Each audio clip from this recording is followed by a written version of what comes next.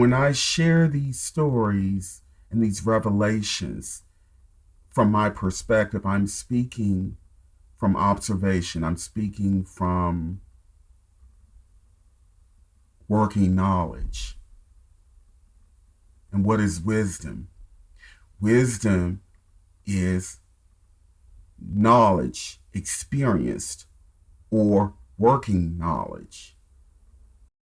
Again, I share information based on what I have experienced, what I have learned, what I have observed, and sometimes what the Almighty, the ancestors, and other beings who care about humanity want me to get across. You can take it or leave it. I'm not here to judge or condemn anybody because I know that is not a spiritual thing to do.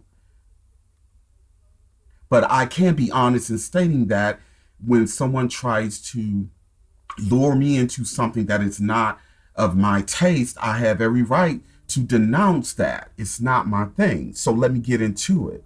Now, the previous video that I had done to spread some smiles and some joy with my longtime family member and friend, Tana, aka Aim Your Blue, she is a witness to this because she was there.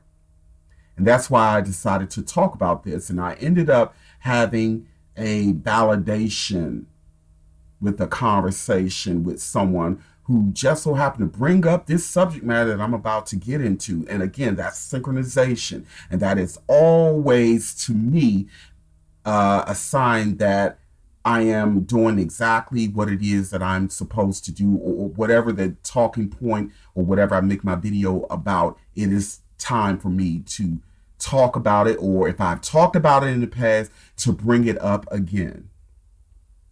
I was, this is a true story.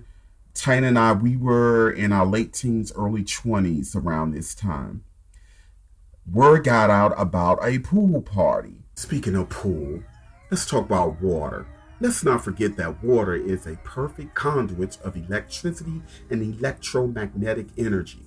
Imagine the amount of charge and power that could be generated with a body of water when there are electrical charges current. Please keep this tidbit in mind as I share this story, something that may appear fun and innocent on the surface, but can be anything but in the spiritual and metaphysical sense of things. So, a mutual friend of Tana and myself, and Tana, they asked me if I wanted to go with them to a pool party. And I was reluctant because, again, I'm not much of a party person. And then a pool party on top of that, I didn't know how to swim. I still don't know how to swim. So there was no real reason for me to want to go, but they kept saying, come on, go. You don't have to get in the pool. Just, you can sit, just chill out with us and just enjoy the music, enjoy the scene.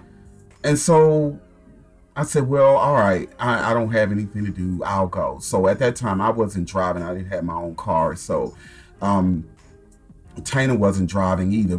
The mutual friend came and picked both of us up. And this party was at a relatives of one of the persons who invited us to the party. And it turns out that this is someone who had done these type of parties on a regular basis. I didn't know it at the time. So we go to the party, really nice house. They had a nice sized pool in the backyard. They had a tall wooden fence around the whole back area where the pool is. And the first thing I noticed right away was that there were quite a bit of older people. Like at that time, when you're in your teens and early 20s, people who appear to be 30 plus, to us at that time, that seemed kind of like old and out of our element. So that's the first thing I thought. It was, okay, there are people there in our age group, but it looks like most of these people here are older. I remember thinking that. And we went inside the house first, and they had a patio, like a sliding door, wide door patio with the sliding door that you go through that leads out to the pool. So When I went there, the Tana and her friend, they knew more people there than I did, so they were more outgoing and social. I was more reserved, just observing. And so when I would say about 20 minutes there, I started to feel a little uneasy, but I was attributing it to being outside of my element and being around a bunch of people that I don't know. But I still pushed through it because I'm there with my friends to have a good time. So I remember sitting in the house by the patio slide doorway for a minute. And there were people coming in, they were slowly coming in, and I decided to just go on outside on where the pool area is and just sit in one of the loungers. They had these recliner seats, these outdoor recliner seats. And so I decided to go sit on one of those. And I was just looking around, listening to the music, bobbing my head, being in the moment.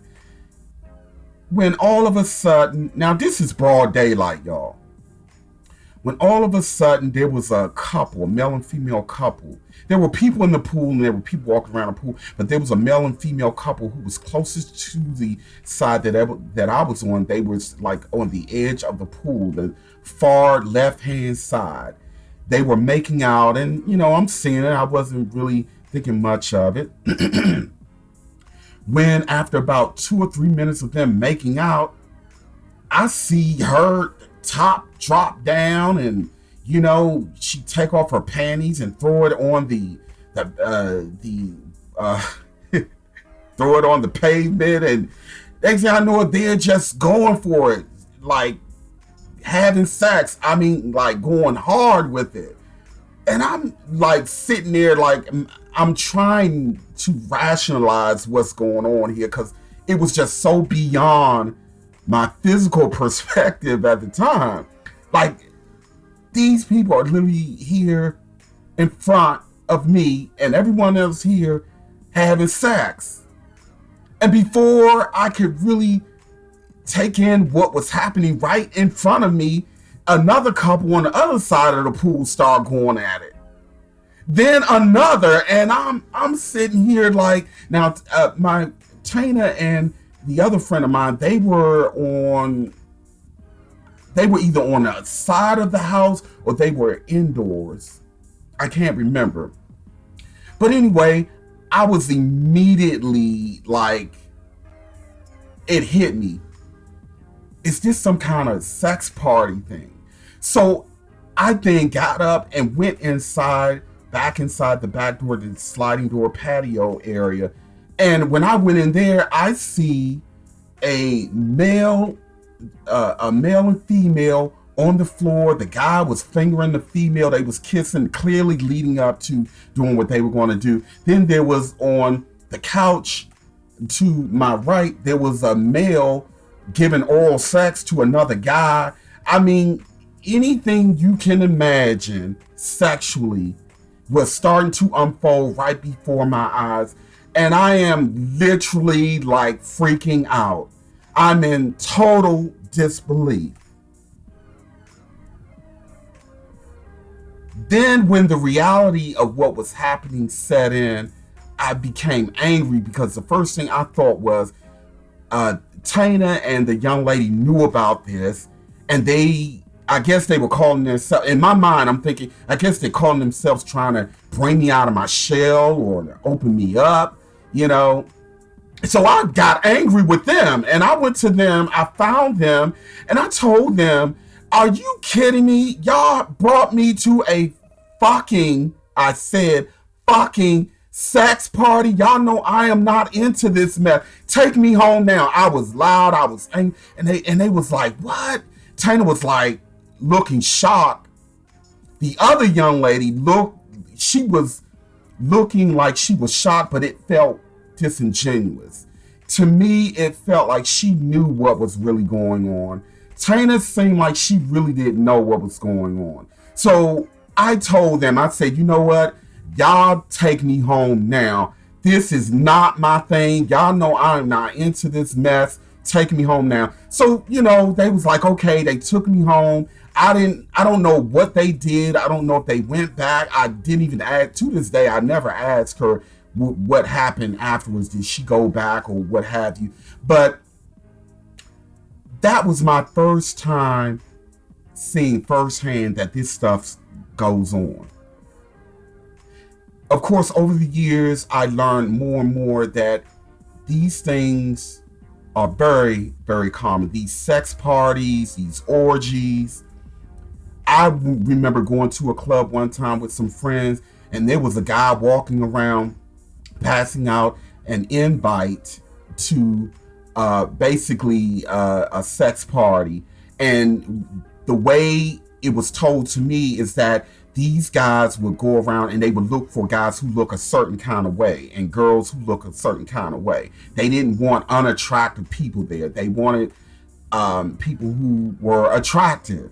So he was only giving the flyers to attractive people, which someone kind of jokingly said, well, you should take that as a compliment. I mean, obviously the person thought you were attractive, but I'm like, but I'm not into that. That's not my thing. So I had several situations over the year where I learned of people that I knew who were going to these sex parties, going to these orgies, and I never judged them. But when I had these experiences beyond the veil to see how these interdimensional entities and these lower astral forms feed off of sexual energy, sexual life force, the life force energy that we generate through sex and the orgasm, and the life force energy that is in semen. Semen is concentrated blood. And even the blood that may occur during the act of sex, the tearing. I have gotten so many revelations and learned so much about this. And so now I am at a point where I can connect the dots and see why there is such a push for such a irresponsible, loose and wild, hypersexual culture, and why these sex parties are so elevated and pushed and made to look sexy, and even the shaming that some people would try to use, the shaming tactics to those of us who will not participate in such things. Even seeing how many are being shamed into participating in these things. Most have no idea of what is going on with these things on a metaphysical, spiritual level. And again, I am not judging, I'm not condemning, I'm simply informing. I'm simply giving information enough to spark inner dialogue or curiosity so that we can meditate, research, do what we have to do to look further into these things before we leap. Sex is a great thing. It is a beautiful thing. It can be a very powerful, magical, bonding experience. Of course, we know it can be used to reproduce the species, but sex is way more than that. And so my entire angle is that a lot of us are engaging in sexual activity without the right knowledge, irresponsibly, loosely, wildly. We are not aware that there are people who understand the multidimensional layers of sex, who go to these sex parties, who are witches, who are warlocks, who are members of mystery schools and occult circles, who go there to harvest souls and energy for interdimensional forces to feed off of. This is one of the reasons why we see people who do these things, who do drugs, who get high, drink, and all this stuff, who are doing very violent, very insidious, demonic, and I'm only using demonic to get a point across, demonic level type things. The time that we're in is forcing more of this to the surface. And there are more negative influences involved in these things now, because as those who have benefited from such a dark world for so long become desperate because they know. Some of them know what is coming, and some of them suspect or sense, but the despair and the fear that many of them are feeling is causing them to elevate more of this stuff.